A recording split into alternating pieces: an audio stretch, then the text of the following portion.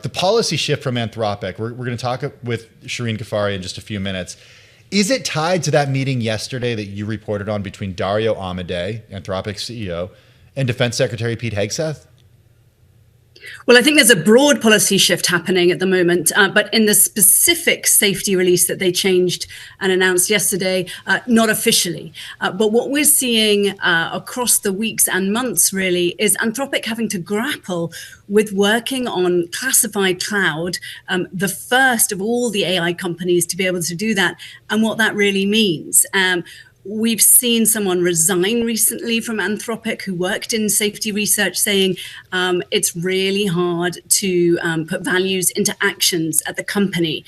So there are a range of things happening right now where Anthropic is trying to compete, is the favored company at the Pentagon, but is also having to loosen its own high-minded ideals when it comes to being slow about releasing new tech, because there's such a competition afoot. Katrina, what does this really mean? I mean, a lot of companies do business with the government, and I'm sure there are things agreed to, signed. Is this just an AI version of that and kind of the norm, or does it say that there is the government kind of stepping more broadly into information or access of that information?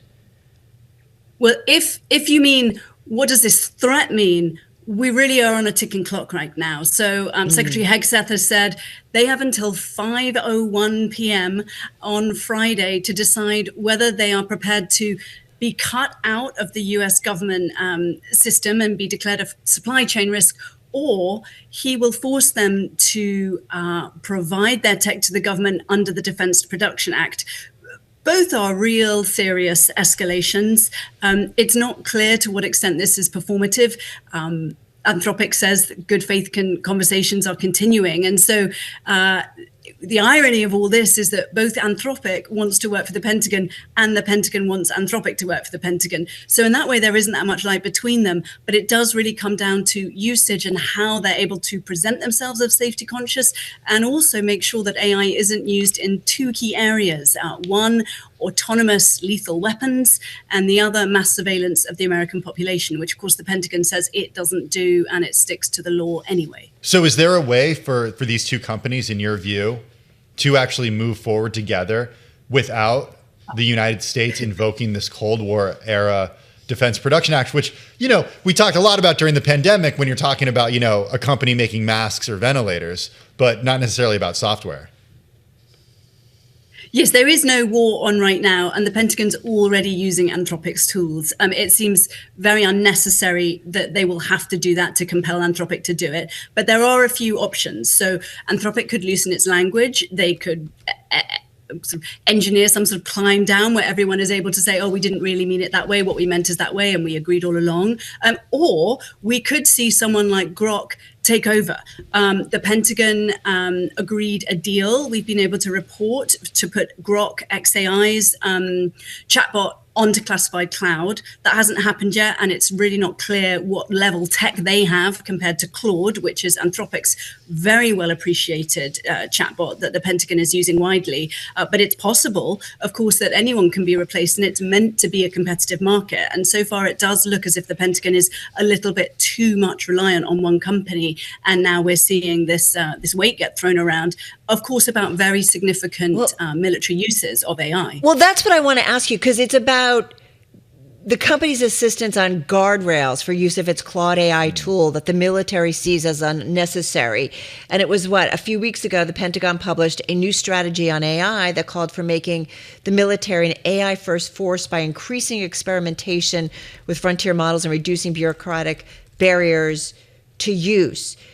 Guardrails meaning what? So if there are no guardrails, like, where can the Pentagon take Claude?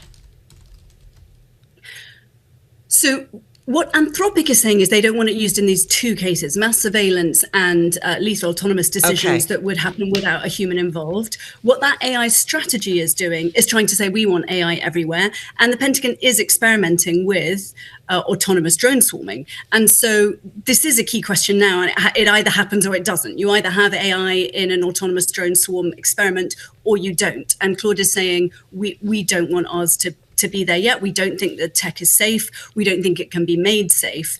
The Pentagon, of course, doesn't just use these things without thinking about those things, despite the kind of approach they might be giving in public. There are numerous policy documents explaining how they set about testing for AI and autonomy, evaluating whether it works, where the fail-safes are, the examples where you really shouldn't use it, under what conditions it will fail. And in that way, there isn't really that much difference between the Pentagon and Claude's specific applied position. One has to remember, of course, that this is a long-term roiling debate between Anthropic and the Trump administration. They disagree on many areas in public. Anthropic's CEO was a loud supporter of Kamala Harris during the presidential campaign. Now, there's nothing explicit saying that any of that is feeding into this current row with the Pentagon, but there isn't actually that much daylight between them.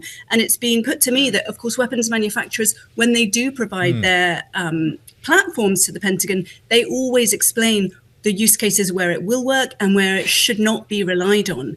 If Anthropic can somehow massage the case to say, here are the places where we should not rely on AI, and the Pentagon could agree, that could be a room for compromise. But it's not clear to me that compromise is what everyone is seeking. That's what I was trying to get to. You know, with old defense contractors, what terms or parameters can they kind of put when they are providing weapons systems? And so it sounds like there were some parameters. And does that just then carry over to something like an Anthropic? Well, if we're going to keep using that sort of analogy of like old school contractors, each one sort of has its own specialty. And yes, there's overlap. Yes, there is competition when these bids go out. But once they get a contract, you're kind of locked in there.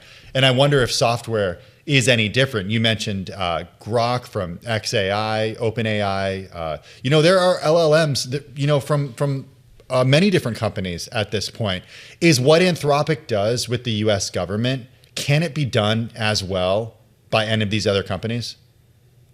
I think at the moment it's easy enough to say no, because Claude is on classified cloud in ways that the others are not there yet. OpenAI has been reapproached to see if they want to go onto classified cloud.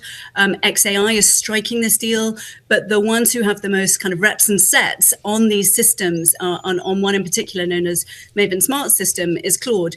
That is not to say that Maven Smart System isn't using other chatbots, but this is really a case where Claude is out in front and is not committing to what the Pentagon wants it to do in public the way the Pentagon requires it to do.